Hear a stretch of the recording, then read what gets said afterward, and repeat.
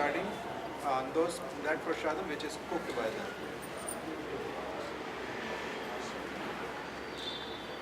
And after that, he is mentioning that uh, taking it or not, like cooked food, we are not eating. That's one thing. But if somebody is giving, we are holding it, bringing it or not, then he's saying that we should take it at least in our hands. We should bring it and then give to those who are needy, those who can accept very easily. Why? Because he speaks one incident about his Guru Maharaj. Once he was there in Haridwar with his Guru Maharaj at the time of Kumbh Mela. Over there, while they were walking on the street, there was a person, there was one Mataji who was distributing some prashadam, can say like puris and chickpeas, halwa. So she was distributing this, and then what happened that his Guru Maharaj, because Maharaj thought that why we should take from her. She was coming forward on the road, like sometimes we see in Govardhan also. During the time of parikrama, people come with prashadam and they say, please take prashad, please take prashad. They call out, give in your hands. So in that way, something was there in Haridwar. So Maharaj was reluctant to take. But his Guru Maharaj, he said that, oh, you should take it. We should take, we should accept. It's not a problem. Why? We may not eat it according to our principles, but we can give to somebody else. So if we have to give to somebody else, then why we have to take? Then he gave one like special instruction, and that is because this lady, she is not giving to anybody and everybody. She is giving to a devotee, and she is having tendency to serve the Vaishnava or serve the sadhus, because she don't have even real concept of a Vaishnava. So once she is giving something, what we should do is that we should never ever try to stop someone's attitude of service. So we should accept it. Instead, what we should do, if somebody wants to do something like that, we should give them encouragement. So it is better that if she is encouraged already and she is inspired to do something like that, we should accept it, and afterward we may give to somebody else who is in need. So like in the same way, when we are going from one place to another for Nagar Sankirtan, they are inspired to give this to the devotees, isn't it? That's why they are calling devotees, even though they are not devotees, but still they are having desire to give it in service mood. So we should accept that, maybe give to somebody else afterward.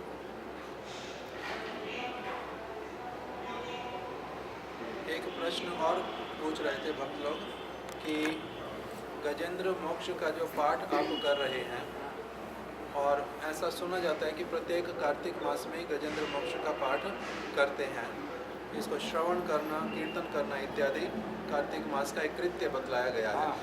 तो ऐसा क्यों है कि भागवत में बहुत और अच्छे अच्छे प्रसंग हैं, भगवान कृष्ण की लीलाओं से संबंधित भी बहुत सारे प्रसंग हैं, किंतु फिर भी गजेंद्र मोक्ष वाला जो पाठ है वो क्यों करते हैं? इसमें बहुत शिक्षा मिलता है। ऐसे जो भगवान का साथ हमारे जो संबंध ये नित्य, उसका इंस्टेंस गजेंद्र मोक्ष। ये तो इंद्रद्युम्न का साथ संबंध था, ये हाथी होना, सांप से कभी तो मैंने संपर्क को छोड़ा। यह आत्मभक्त, ये हम लोगों का प्रेरणा देता है चार: आत्म जिज्ञासु, ज्ञानी जिज्ञासु, ज्ञानी च प्रत्युष।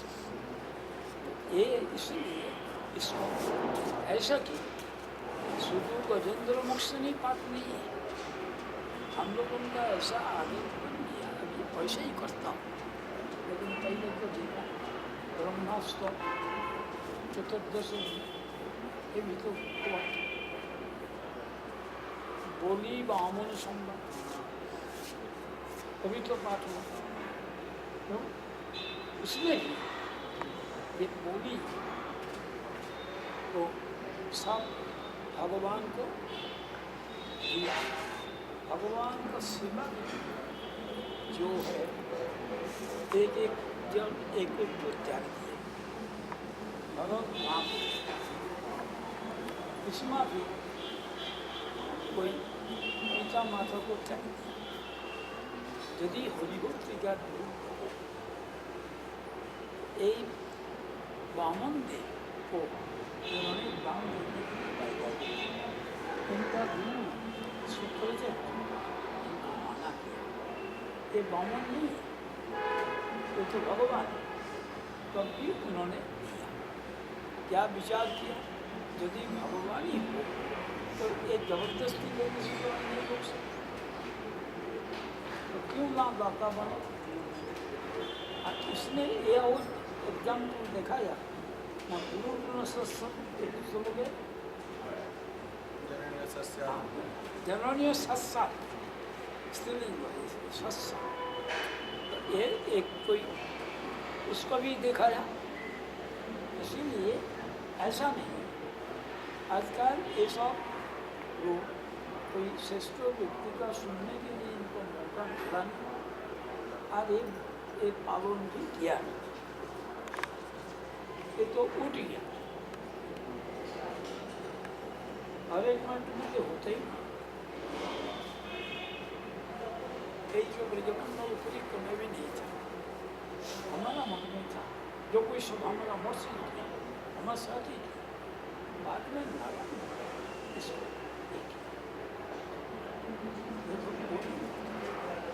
अभी इसमें विचार ये वाला आता है कि भागवत में इतने सारे प्रसंग हैं। हाँ तब इसको पढ़ता है इसीलिए उसमें हो गया कि अभी जैसे आप 2-3 प्रसंग बता रहे हैं ना, ऐसा बहुत है, उतना पता ही नहीं। वही मैं बोलता हूँ।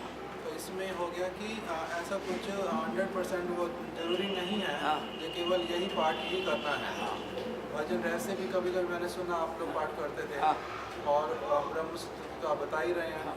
और ना भजन रहस्य पाठ करने से भी भागवत होगा, अचेतन अचेतन तो ठीक है। तो जो ग्रंथ भागवत को और चैतन्य चरितामृत को अवलंबन करके हैं, उन दोनों में से एक दोनों होगा। ठीक। So the next question was that why we are like Maharaj is reading Gajendra Moksha, and we have heard that practically every year in the month of Kartik they read this particular incident of Gajendra Moksha. So why it is like that?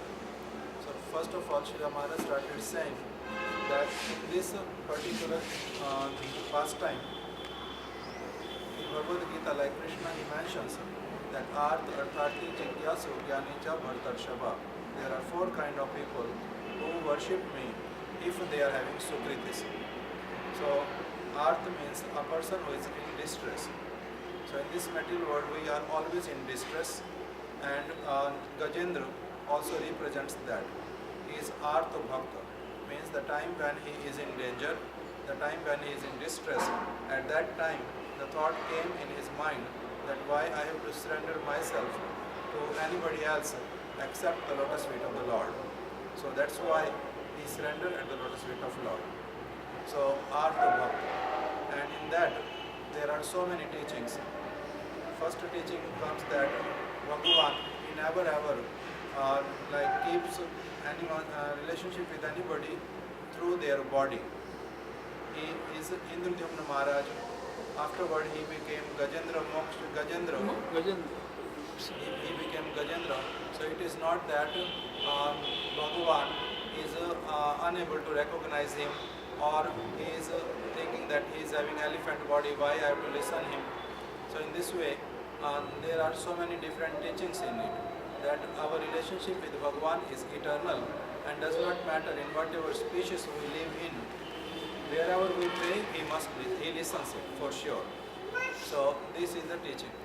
But then Srila Maharaj was mentioning, because I said why only this stuff, because in the Bhagavatam there are so many other pastimes related to, like Braj Gopis, Krishna's pastimes are there, and so many other pastimes.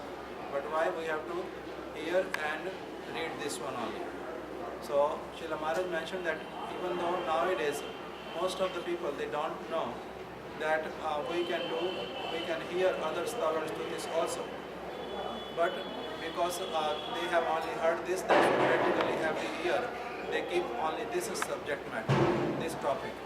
But when he was performing parikramas, or as well as he was there for Brajmandal following Kartik, observing Kartik. During that time he saw that different times different topics were being discussed. Sometime Bali Samvad, where Bali Maharaj, he is surrendering everything to the lotus feet of Lord. Even though his guru, Shukracharya, prohibited him, don't do that. But he gave up his guru even.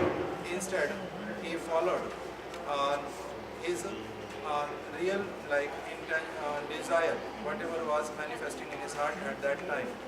So through that also, it has been proved that so-called gurus can be given up any time if they obstruct us, if they ask us don't perform the bhajan of Bhagavan, give up, do my bhajan, hear me, then this particular pastime also shows that there are devotees like Bharat Maharaj.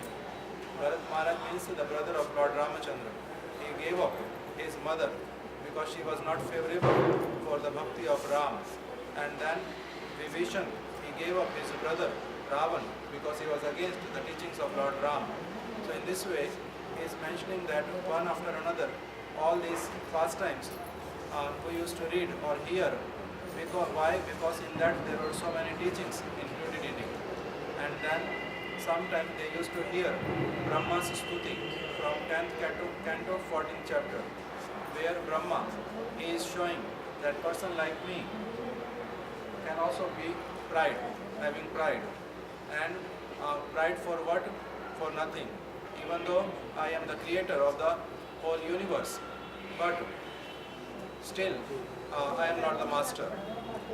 So in that particular pastime also there are so many teachings by which Brahma he comes to this conclusion that he accepts that Lord Krishna is the Supreme Personality of Godhead and even the cause of all causes, cause of Narayan also, who is my father. So in this way Brahma Stuti was also been read sometimes. So in this way he is saying that there is not hard and fast rule that we have to only hear Gajendra Moksha, Samvad. No, there are so many other pastimes also. Then I mentioned that sometime we used to hear that devotees they read Bhajan Rahasya also. Then he is saying yes, that is true, but over the time whenever he has seen parikramas, he has observed it that one thing from Bhagavatam and another thing from Chaitanya Charitamrita must be read, must be heard. Can say like there are so many other small books which are written on the basic of Bhagavatam. Those books also can be read. And on the Chaitanya Charitamrita, it's not that you have to just take Chaitanya Charitamrita in your hand, but those scriptures which are like having direct connection with Chaitanya Charitamrita, maybe any particular incident, can say like we have Rai Ramanand Samvad in a separate booklet form. So one can read that. Or it can be like Bhajan Rahasya, which also follows almost everything from Chaitanya Charitamrita but in a different form. So that can also be read. In this way, one thing from Chaitanya Charitamrita, one thing from Bhagavatam, that must be read at least in Kartik. This is what the standard is. He has always seen over the years. He is saying that why he is reading Gajendra Moksha and explaining that because prior to our coming to Chandigarh, they have already printed it and distributed everywhere that for the whole month there will be Gajendra Moksha Samvad. That's why he is reading that. Otherwise, he was saying that when we were coming, he was having desire to read Brahma Stuti at this